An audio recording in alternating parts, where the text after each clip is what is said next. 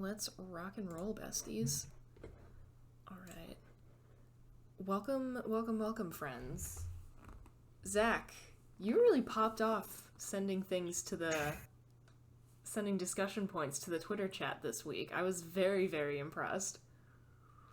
The house is in recess, so I have even more time than usual. I think literally everything that we have slotted for this episode is something you sent, whether or not you captioned it with podcast question or not. Okay. Also, there we go. But as our first talking point, rather than just a straight up question, we got Zach, you have things to say about running shoes, and also Brooks, you did a race today. Yeah, I just wanted to take the first 5 talk about running. I wanted to hear about the race. I want to talk about my shoes and all things running. Sounds like we had some stuff. So I'll just enjoy my tea. What was the race? And let you two have at it. And special, just a 5K. It was the final race in the Run 585 series. It was like a 5K, and then an 8K, and then a 5K across 3 months. So that was just the last one in that. Oh, that's cute. Yeah, it's our area code. So yeah. I had to miss the first one because of COVID, and because it was like a few days after I tested positive. And the second one got shortened to a 5K from an 8K because of the heat that day. So. Oh yeah. That's fair. So. It really could not work as planned. It would be hard to do that race in DC because the DC area code is 202. So you're not going to be running much. That's my kind of race. Yeah. A 0K? Mm-hmm. I saw another one of those 0.0 I don't run bumper stickers, and on the same day I also saw somebody driving a Jeep, but they had modded the letters so that it said Joop. And it just made me laugh. Actually, I got this Ragnar sticker. It's one of those. Ooh. Exciting. I like that. Just happens to be sitting there. If we do the Connecticut, Rhode Island, Massachusetts one, make me the last leg of the Connecticut portion because I'm gonna go so fucking fast. Because you don't want to be in Connecticut. Get me out. I really do want to do that one. It seems cool. Yeah, no, it seems very cool. And it goes right to Quincy, and then we can go to the historic first Dunkin'. The what?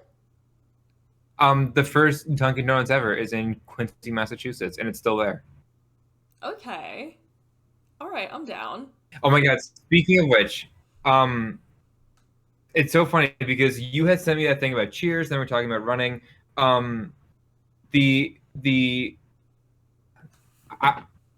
was watching Cheers. I had it on in the background, and in the background of the show, it says Boston Barley Hoppers Running Club, and then under it has a list of like races, and I've never noticed that before, and naturally I was curious, so I did some Googling. Apparently the Boston Barley Hoppers was a real running club that met at the bar that it was like that the show is based on, and I forget what their slogan was, but it was just like funny, like a running club from the 60s.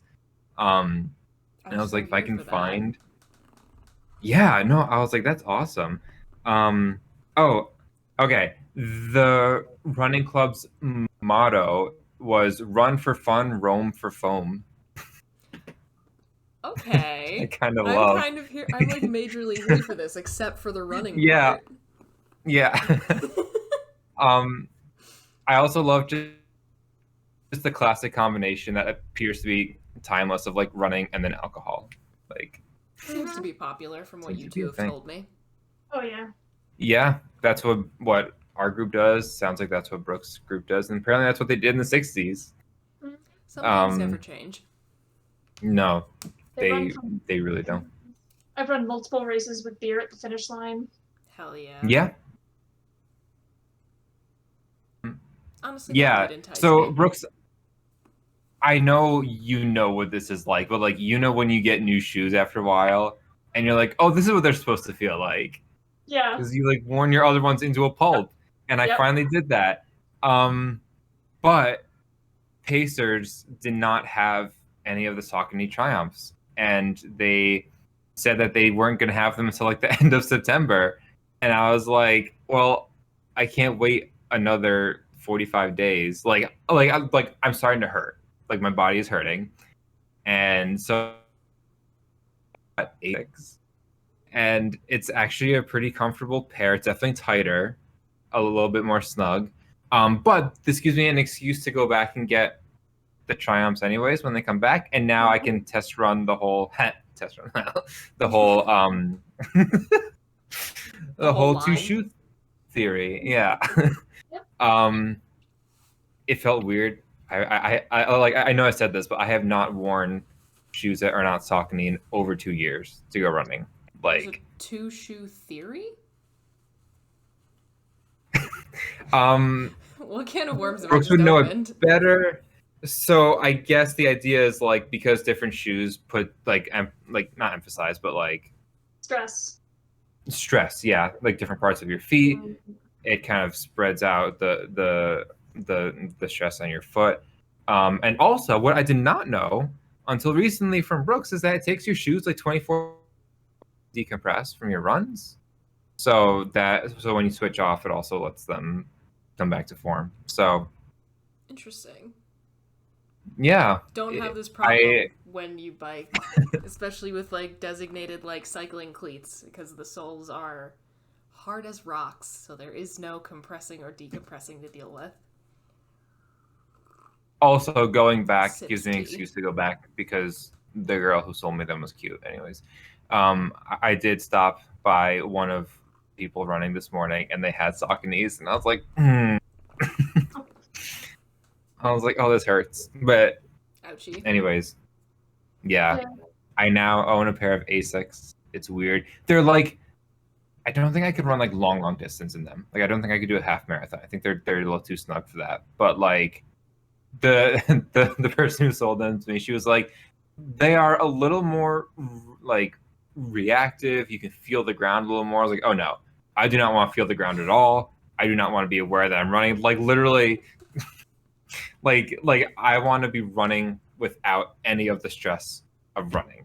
Like I already know if I could give birth and did give birth, I like forget the knock me out. Just let me know when we're done. Like I So anyways, I have those. They are pretty cool, but I will be getting my Sauconys when they come back.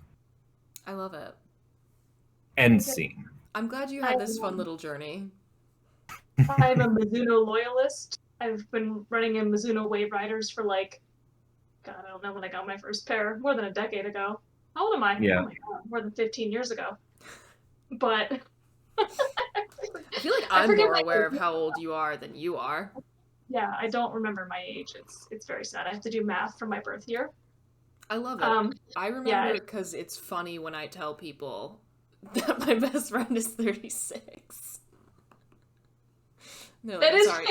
right. Yeah, and they're like, I'm sorry, explain. And I'm like, well, do I have a story for you? Anyway, continue. But so every time I wear them out, I just get more pairs. But the two shoe theory, as you've now dubbed it, like so I have a name. Yeah, there we go. Yeah, but because of that, I have like 3 other. I have a pair of Brooks. I have a pair of Parhus, and I have a pair of On, which I absolutely love those shoes. They're pricier, but I love them so much. So I don't wear them outside. I only wear them on the treadmill, keeping them very nice. Interesting. Nice. And I have a pair of trail running shoes. So I actually have 5 different. Right? Did I map that? Yeah. Different shoes that I rotate. So this is like that. Me buying various forms of boots. Because I have 2 pairs of Doc Martens, and Brooks, you know about this. I now have a pair of platform Demonias, which I'm so excited about. I never want to stop wearing them. I love them so much. I literally haven't even had them for a week yet. I wear them everywhere. I do not care if I'm overdressed. I wear just to go out and run errands. It's amazing. I love them. can I No, I like have 3 pairs of totally? Doc Martens. Continue. No, you're okay. If you have more, like I was gonna shift gears completely. So like, if you have more Doc Martin stuff, No, that's it. I just get Just gifted. Like, I have a very, at least my, like, because my mom and I have such different fashion senses, my mom knows what I like, and she sticks with it. Like, when she's buying me stuff, every single pair of Doc Martens I have ever had has been a gift from my mother. Because once she finds something that she is willing to buy me, she will do so until she finds the next thing. Makes it easier. are they valid? Yeah. Anyway. Oh, Brooks, I see you've got your hairpin back. How's that doing? Right now, it is so itchy. I'm having the same problem. It's so Oh, because much. piercings. Yeah, Yeah, we I got. keep itching around it to make myself feel better.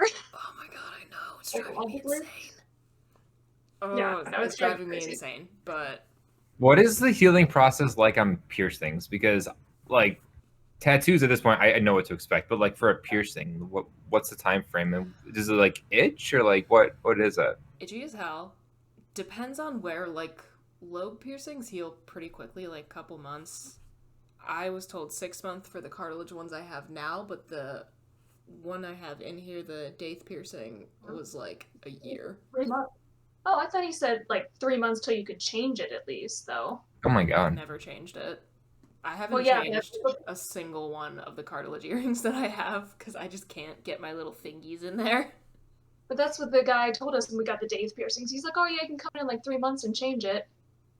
But then the guy over the weekend was like, "No, 6 months." I'm like, oh, It seems to What was it? vary. yeah. What was the studio you guys went to? There's a place near where I live called Cold River Body Arts. And the guy was super Okay. cool, super nice. Like, honestly, if you're around there, check it out. It was a Bangs. cool place. Oh, yeah. Unique kind of style to it. But yeah, no. She's itchy. She's very itchy.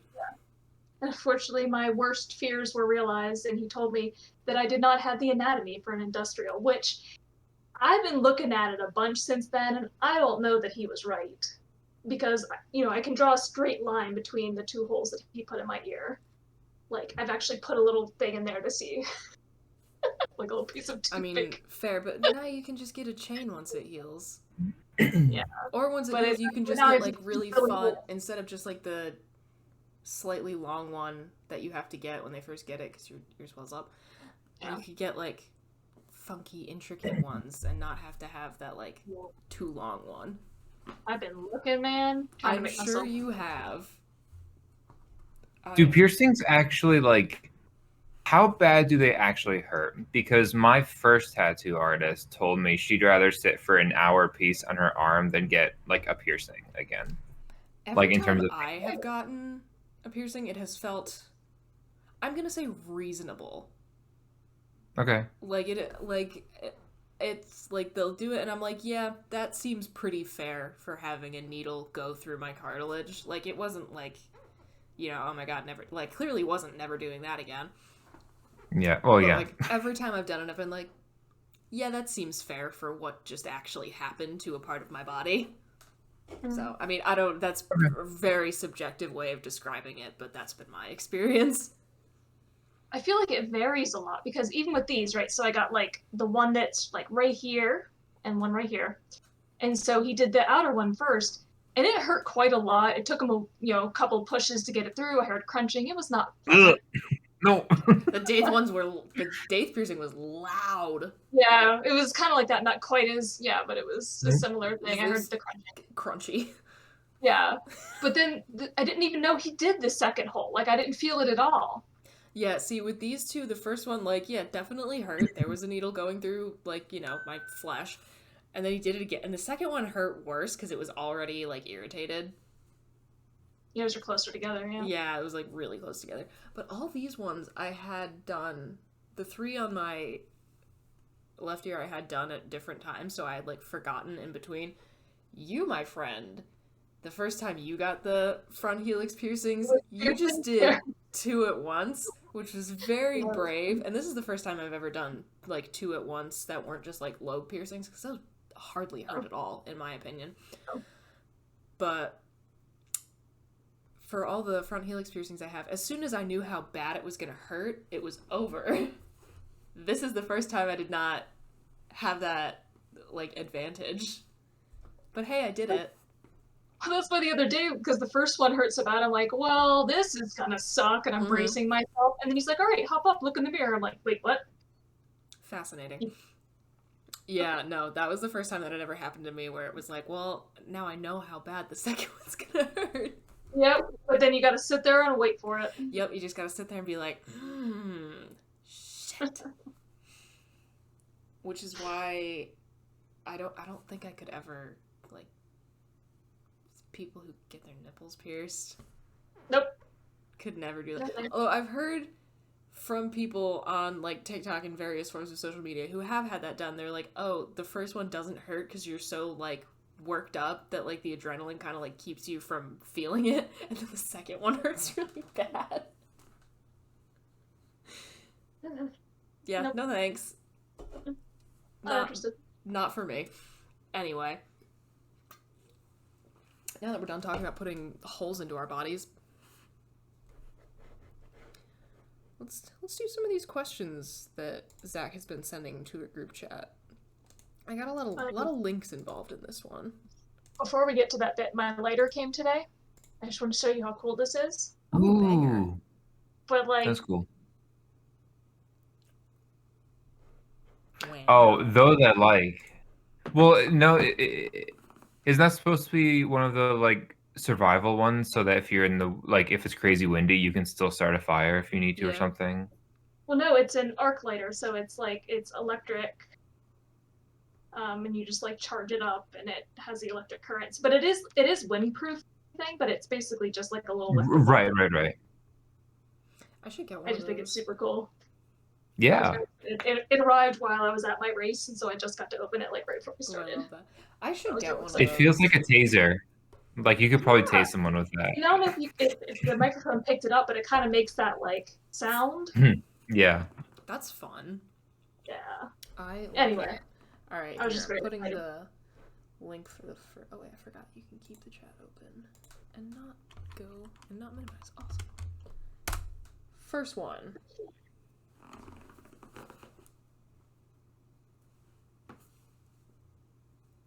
This is a person.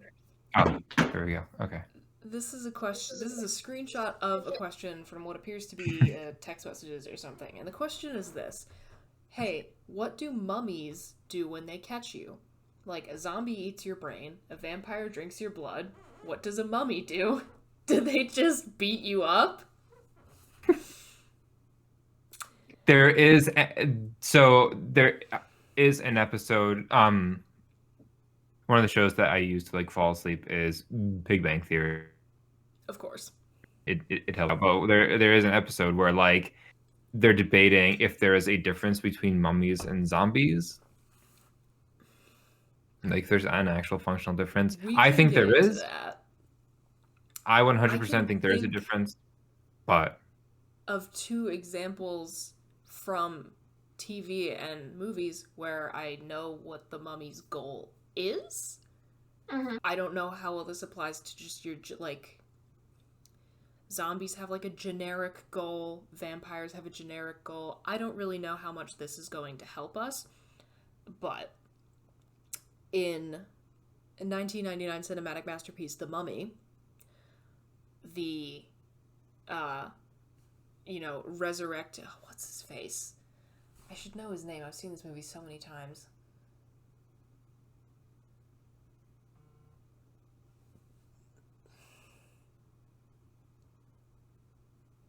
Whatever. Anyway, the mummy is chasing after people, and he kind of, like, drains their life force in order to resurrect himself and his murdered lover. So that one does have a goal in mind. And Brooks, you Imhotep, thank you. And I actually had that in my head, but I thought it was wrong. No. Good for you, honestly. Yeah, so Imhotep is chasing people down to drain their life force, resurrect himself, and Anuk-Sunamun, his lover. Anyway, there's an episode of Doctor Who, and I don't know if this counts, because there's also just funky alien stuff going on the entire time. Brooks, you know the one I'm talking about? Mummy on the Orient Express? Oh, yeah. I don't know how well that counts, because I think the implication is that it's like an... Oh, it's been a long time since I've seen that episode, but there's something that's got to do with, like, obviously time travel, but also maybe something to do with different dimensions. I don't remember. And again, it was people just sort of having their, like, you get touched and then you go all dry and fall apart. Yeah. That's probably why I had that in my head, is what happens. Well, yeah, and it also happens in The Mummy. He, like, drains them into... Yeah. Nothing. Yeah. So, I mean, there's two examples of a mummy doing the same thing, where they sort of dry people out, but for different reasons. Because the one in Doctor Who definitely wasn't a, life force resurrect type deal. So, other than that, I don't know. I would like to go into this functional difference between mummies and zombies thing. I'm very interested. The point made by one Sheldon Cooper is that if a zombie bites you, you turn into a zombie, but if a mummy bites you, you don't turn into a mummy. Yeah, no, so that there's a difference in what happens if you get bit. And that, honestly, is a pretty heavy-hitting difference. Because zombies, in, like, most forms of media, it's usually some kind of, like, virus or something. Right, yeah. So, I mean, also that. The Pentagon actually has a plan for a zombie apocalypse. I don't know if you guys know that. No shit. Good. I will pull it up. It is, like, on the internet. That's fantastic. At least someone's thinking of this, honestly. Although, in the event of a zombie apocalypse, I feel like the best place to be is just, like, out in, like, Yee country. Because they're going to be hunting Conplan 8888, also known as Counter-Zombie Dominance, is a U.S. Department of Defense Strategic Command CONOP document that describes a plan for defending against any zombies. The April 30th, 2011 document depicts fictional scenarios of zombie attacks for training students in military planning. Fascinating. I will... But yeah, again, as is depicted in George Romero's Dawn of the Dead, I believe it is. The one where they're in the shopping mall. It's either Dawn of the Dead or Day of the Living Dead, something like that. Anyway. I think it's Dawn of the Dead. Yeah, anyway. Dawn of the Dead. There's a scene where all the, like, they're out in, like, like deer hunting, redneck country, and they have, like, someone's picnic table, and there's just, like, coffee and donuts, and everyone's in their, like, their like, bomber hats and their plaid, and they're just hunting, they're just picking off the zombies one by one as they're approaching. That is where I feel like you would be safest in a zombie apocalypse. Get your ass out to Yee deer hunting country. You'll be fine. So there's my 2 cents on surviving a zombie apocalypse.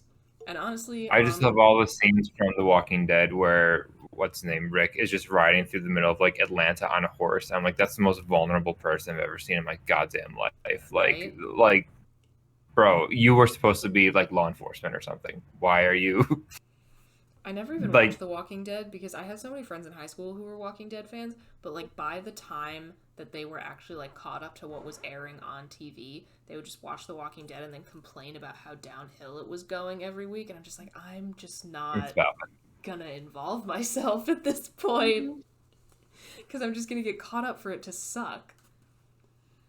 To be fair, in those parts, he didn't really have an option. Like, he had to go into the city for a specific reason, and there wasn't any way to get around all the cars piled up.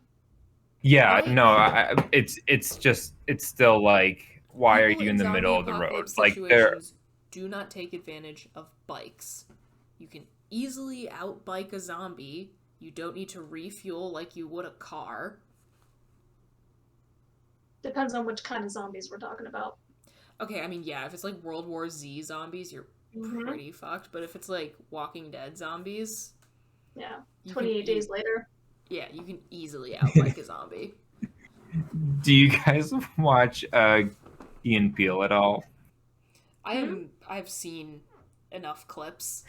They have one, and it's like racist zombies, and it's the two of them, and they're like hiding out, and they're trying to get across town or something. They go to make a run for it, and all the white zombies run away.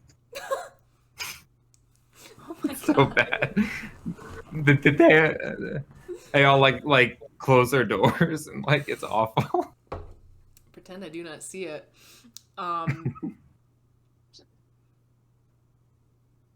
Yeah, I don't know if mummies generally have a goal in mind, though. But I mean, I feel also, like I did send the articles in the chat. It's through Stratcom. Like it is it's very real. Good to know. Honestly, again, at least someone's thinking about it. Anyway, I just want to be like that poor like assistant deputy secretary of defense who was like, "This is what I'm doing." Or they're a huge Walking Dead sounds fan, like a and this plot is out of the Westworld. best day at work that they've ever had. Yeah. It's like, oh my god, I grew up doing this. Or they're like some like, video, like, zombie video game nerd, and they're like, this is the best day of my, like, outside of work, and they're like, this is the best day of my life. Like, this is the best day of my job ever. They go home and they're playing Call of Duty Zombies, and they're like, I'm working. I'm gaming this out. I'm thinking about it. I'm testing some scenarios. Honestly, that's so valid. Anyways, I'm sorry, Brooks. I didn't mean to cut you off.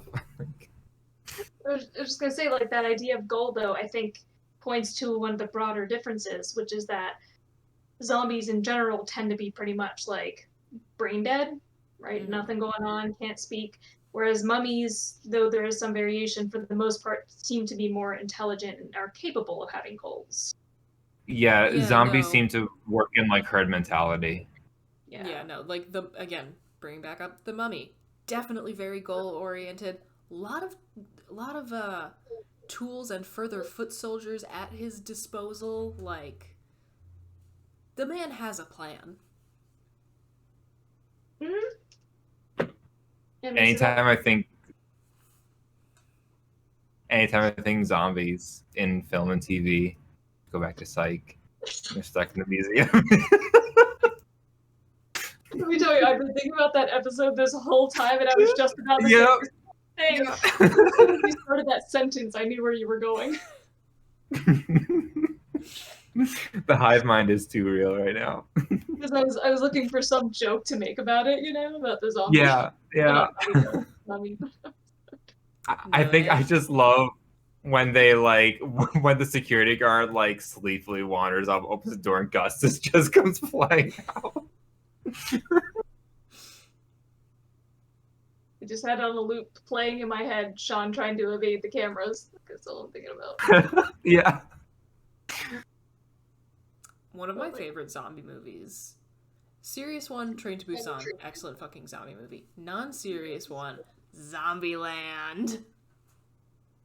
It is fun. That movie is so much fun. I love it so much. Especially the whole bit where Bill Murray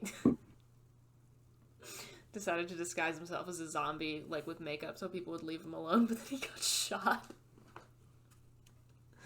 There used to be this, very intentionally sort of, campy, cheesy zombie show on Sci-Fi called Z Nation. I'm so here for that. And they, man, that show was fun, because they would try to find the most ridiculous premises that they could for episodes of, if you could do anything with zombies that would be way too ridiculous for, a serious film, that's just really out there, let's go ahead and do that. I'm honestly I love when any show just, really leans into, the camp. We need more of that. Oh, yeah. We need more of that in media, just, in general. They're very deep into it. It's definitely one of those shows that makes you go, what? What are you doing? I might have to check that out. That sounds like a lot of fun. I miss that show. Let me see what else we got. I don't know if the Mummy as like a cryptid, a creature can be reduced down to a single motivation in the way that like a vampire or a zombie can. And I think Out of all of like the undead monsters, they seem like one of the more individualistic. Yeah, Undead monsters. I would agree. Well, and I think that goes back to what you mentioned before, Bridget, about like often it's because of like a virus versus a mummy, which is more like magic and spells. Yeah. Yeah, mummies seem to come back not like by accident. They come back to like settle scores.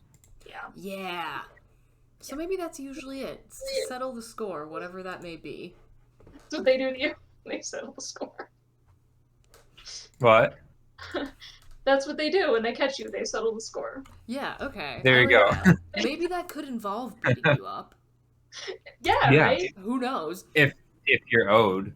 Yeah, if that's what it's going to take. Okay. So the next one is a screenshot of a TikTok or like an Instagram story or something. Somebody asked this person who's posting the Instagram story, posting the TikTok, whatever. It says, "What would you name a pet shrimp?" And this person's response was, "I'm way too drunk for this. Maybe Mr. Shrimp." And one, I just think this is a great question, but two, it also makes me think of this guy on TikTok, who I will be linking, who has a pet mantis shrimp, and its name is Chuck Norris, and he just puts a lot of things in its tank to see how it will interact with them, and 9 out of 10 times, Chuck Norris does eat his new companion. Mantis shrimp, so cool. It's kind of fun. So I do know of a pet shrimp that is named Chuck Norris. By the way, I don't know if you all have ever seen, there's a guy on YouTube called Z Frank, and he makes videos about animals that he refers to as true fact. And we've watched some of these. Yeah, they're full of information, but they're also very, very funny. And he has one on the mantis shrimp. They're the ones who can see, like, secret colors. Yeah. They're really cool looking. Yeah. Also, shout out to the time that I referred to a tweet as having made me experience the emotional equivalent of shrimp colors, and it is my most liked tweet, which isn't saying much, but it is my most liked tweet. How many likes? Like 25. Like, it's, again. Okay. It's not much, but it does make me laugh that is technically, statistically number one. But it's an honest day's work. It ain't much, but it's honest work. That's what I was trying to think of, yeah. I am actually trying to think of what I would name a pet shrimp now, because I want to have, like, some kind of punny name. Yeah. Yeah. I was trying to find something like Maybe, Scampy. like, Sheldon would be good, because they have an exoskeleton, but I feel like that fits more for a turtle.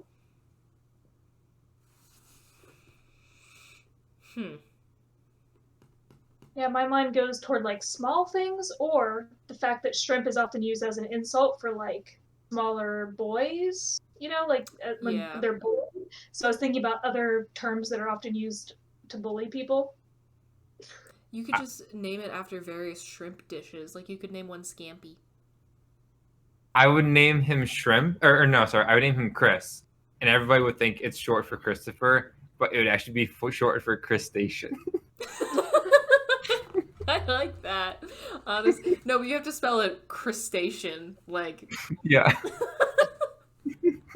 I promise I like that. I have not reflected on this question at all until like right now. No, honestly, that's genius. I think I would just name it after like I would name it like Scampy, or like name it Linguine or Alfredo, because those are all shrimp dishes, or like paella. You could name it after like a stereotypical dog name, like Fido. I think that would be fun. That would be hysterical. That I am a fan of. Or like Buster, and it's just a shrimp. Like, you'd be like, "Oh, come meet Buster." Someone's assuming it's a dog, and then you just have a shrimp in a tank. Yeah. Uh-huh. All right, yeah. Yeah, I think there's a lot of directions you could go with this and have it be funny. God, I love a good pun. I do just love that the best this man was able to come up with in whatever state of inebriation he was in was Mr. Shrimp.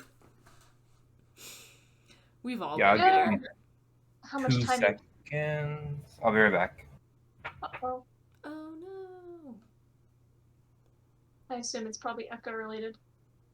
No, she's not here. Oh.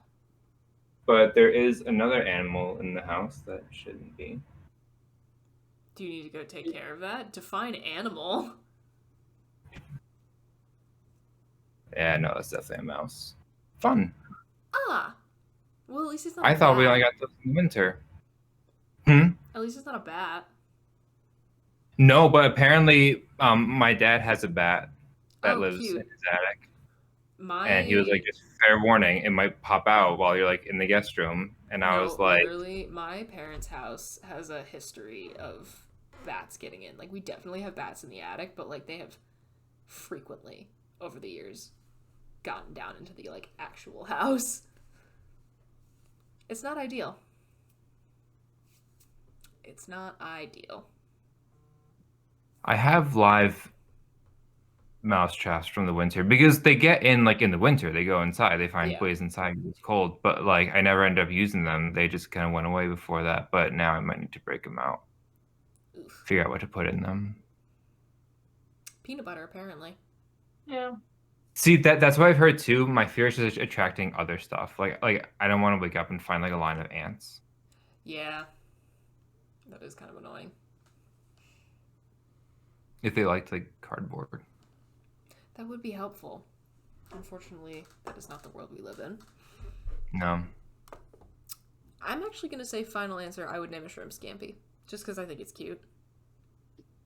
In like a fucked up kind of way. You could call it Scamp.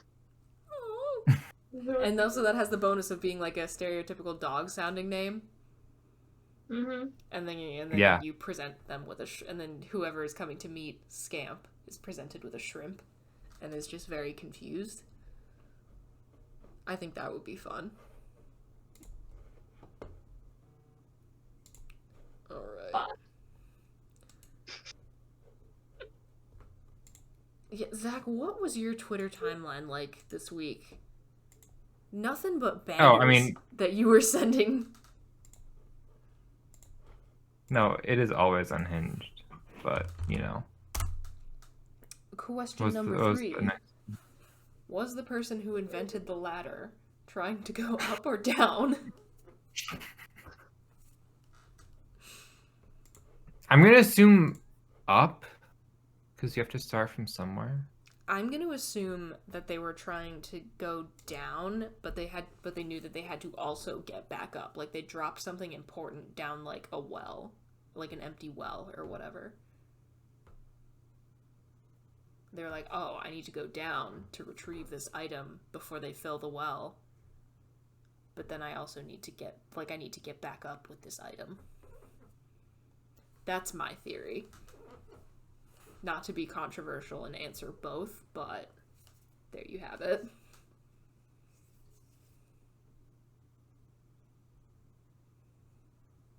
I mean, a ladder, I assume we're thinking about it in terms of like just a portable ladder that's a temporary thing and not like built into things. Yeah.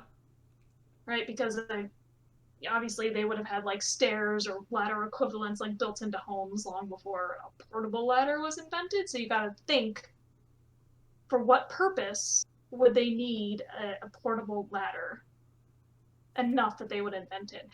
It could be maybe up, like if they're going in the tree to pick fruit.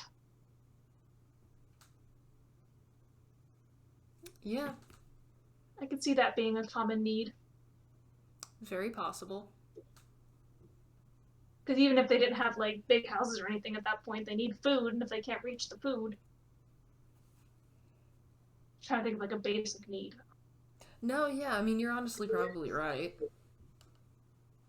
I like my answer, though. I thought that was smart.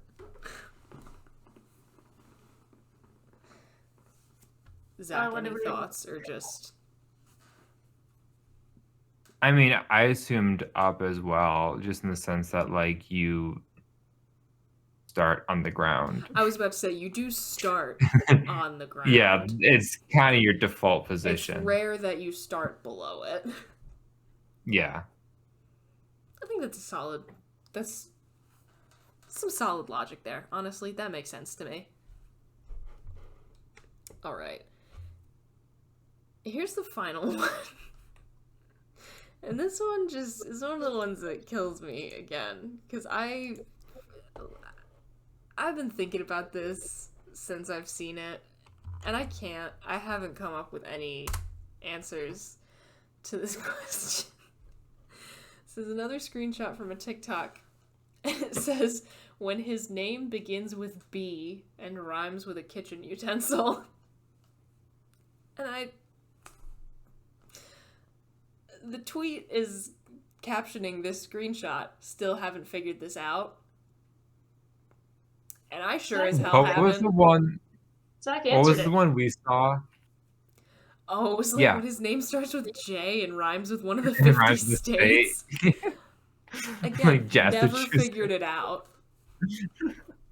Like, never figured it out. But, yeah.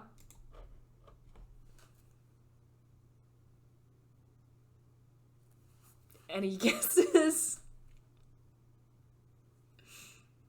By spoon. I know!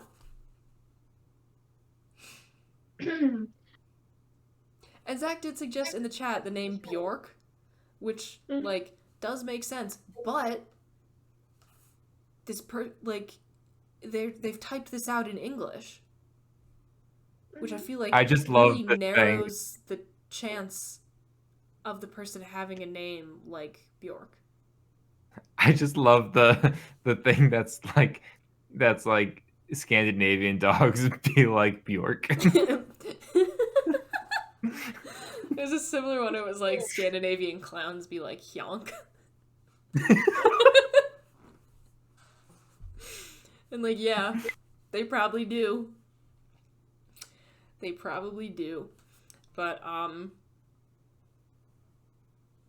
yeah, I mean, if we're like narrowing this to like common names in predominantly English-speaking countries, I don't even know where to begin with this. I was trying to imagine all the things that you would find in a utensil drawer and trying to put B in front of them. I know. Like, I don't know, strictly speaking, if it counts as a utensil, but in my head popped benderizer. What? It was a meat tenderizer. It's like a little mallet. Oh yeah. With bender. It just. I do like that. That is good. Ben. Yeah, the only things that are coming around are like bachelor. My name is Ben. It's short for Bender.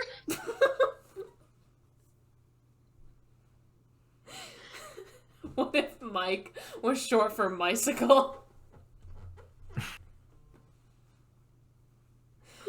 I hate my sense of humor. I really do. Badel. Yeah. Bongs.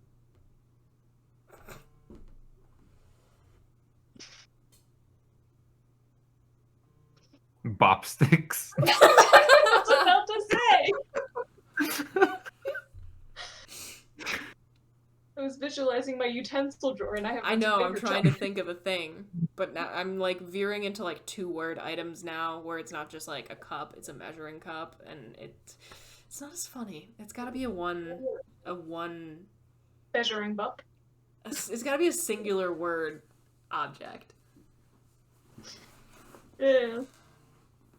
There's a What do you call those? Like look like ladles, but they got holes in them.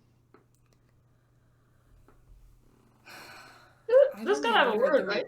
Referred to as like a slotted spoon.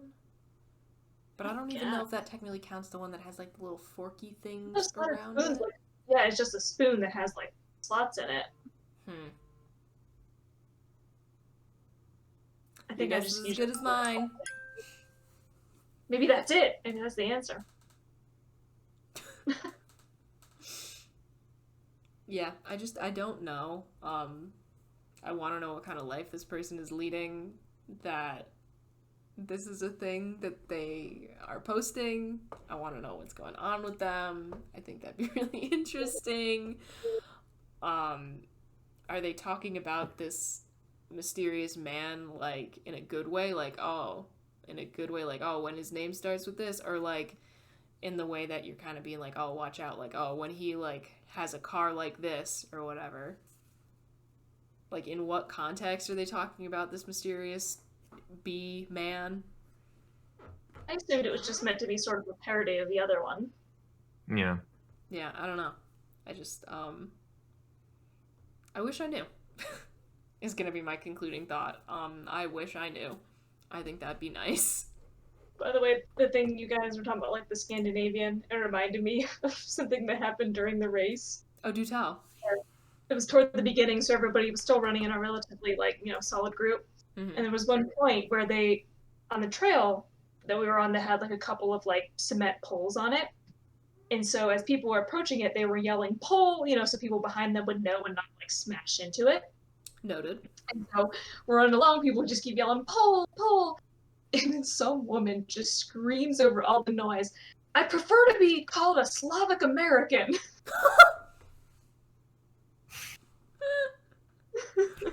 She saw her chance and she took it, and for that I respect her.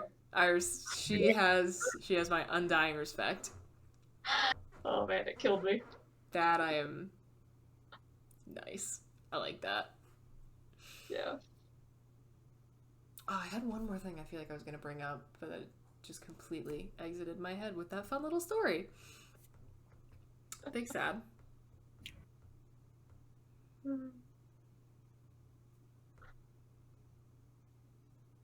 Same Polish. Hmm. Oh, the way... I don't remember what last podcast episode this was, but Henry was, of course, doing his thing where he makes, like, dumb Polish jokes because he's Polish and he finds them funny. But he was talking, like, and this one just caught me so off guard that I, like, scream laughed in public, but it was like, oh, I don't know how to make ice because we lost the recipe 2 generations ago or some shit. And that one just got me so off guard. Like, I had never, and I'm sure that's, like, a stereotypical, like, Polish joke, but I personally had never heard that before, so I just, like, very, like, loudly, like, scream laughed in public, and I was wearing headphones, so, like, I'm sure I just seemed like a crazy person. But, like, whatever. Sometimes that happens when you're listening to comedy podcasts in public. That's just a risk I take with my life. If it makes you feel any better, I went through a walk through the Capitol and listened to Love It or Leave It once. Never doing that again. Nice. We were on session, so nobody was there, but still, I was like in the rotunda. I was like, bah! He just says shit that catches you off, like you can't see it coming. Yep. Yeah, no, I can think of so many examples of just, like, stuff like that on last podcast where I just, like, out of left field absolutely didn't see it coming. Yeah. And then I'm, like, walking my dog or something, and now the entire neighborhood has just heard me scream. Yeah, I definitely have Hey, money. The extent to which everything out of Lovett's mouth is just gold, like, it's not like there's just like 1 or 2 jokes where I'm like, this is hilarious, I gotta like share this with people. It's like every single thing he says. Right, you can't pick one. Yeah. Everything Did you get a chance to see them on Colbert?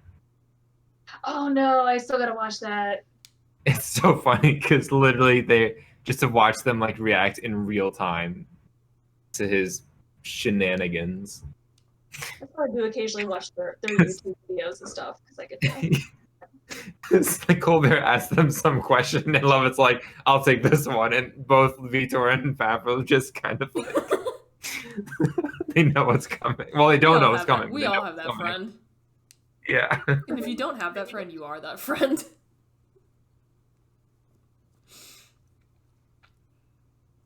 Yeah, I don't think that thing I remembered is coming back to me. I was really hoping it would, but tragic. Oh well, it can't have been that important. You'll have that.